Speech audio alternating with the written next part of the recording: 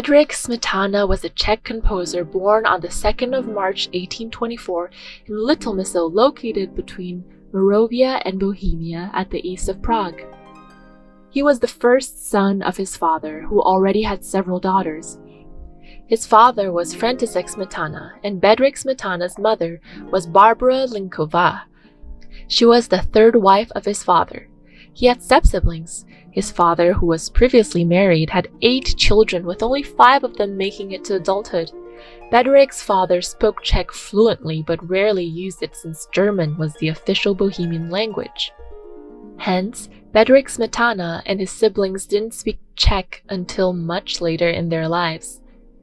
Bedřich Smetana didn't come from great wealth, but in 1823, his father's business saw a boom that significantly improved their finances. His father's brewing trade wasn't the only thing responsible for their good fortune.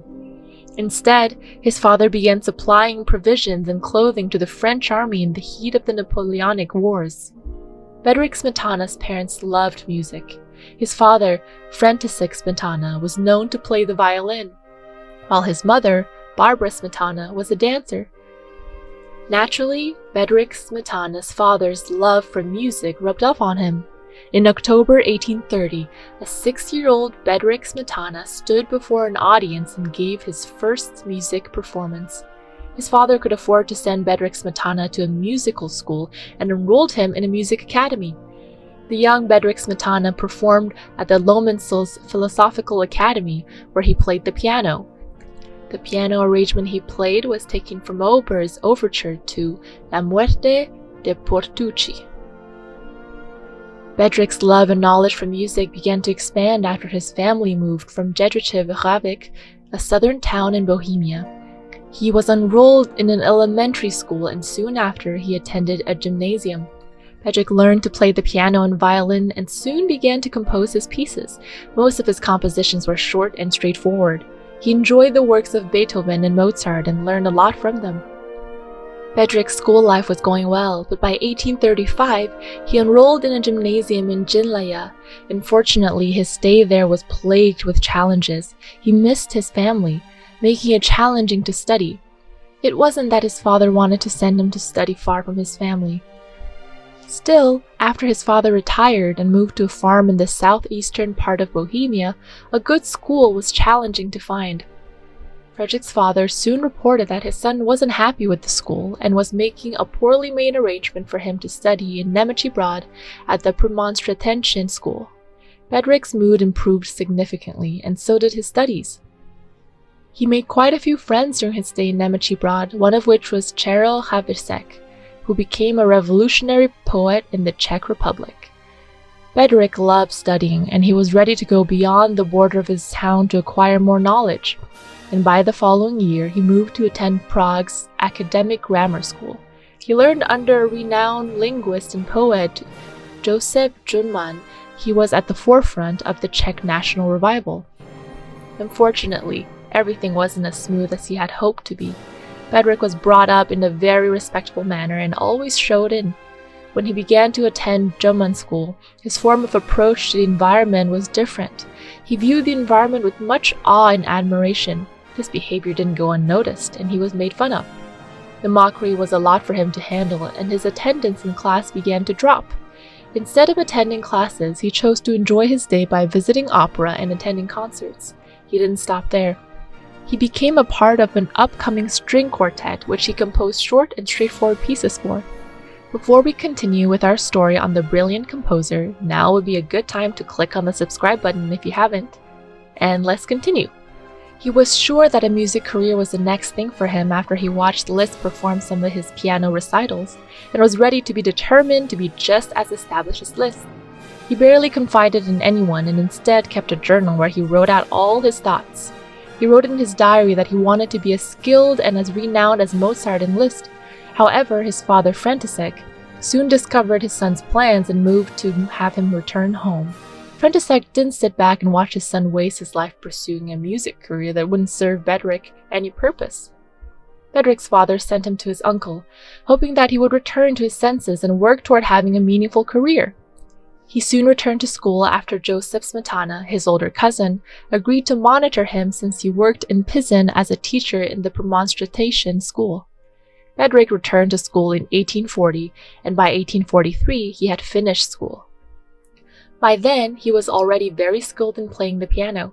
He continued to stay in Pizin and was constantly hired to play the piano.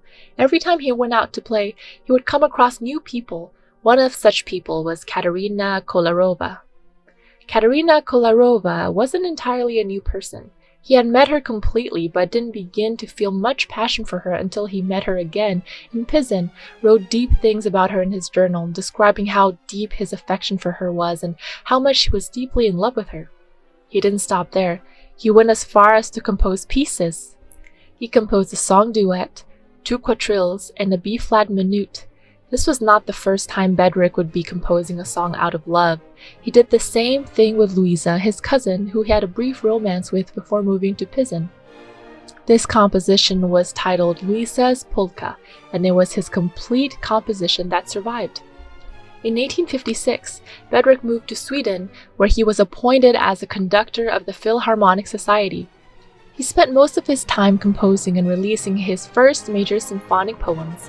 By 1860, many political changes happened, which saw the Czech language becoming more acceptable among the Bohemian people.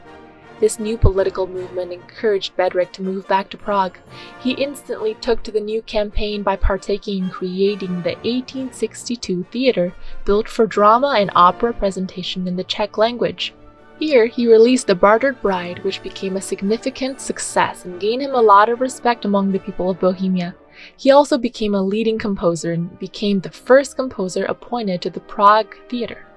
Bedr worked towards making the opera a center filled with Bohemian culture by introducing dance sequences inspired by Bohemian folk rhythms like the Furient, polka, and the overture.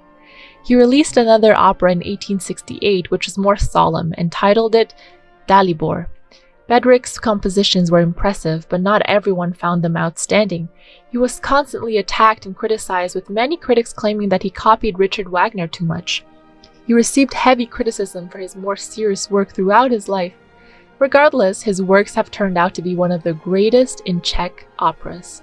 He started his music school in 1848. He also married his great love, Katerina Kolarova, and they had 4 daughters.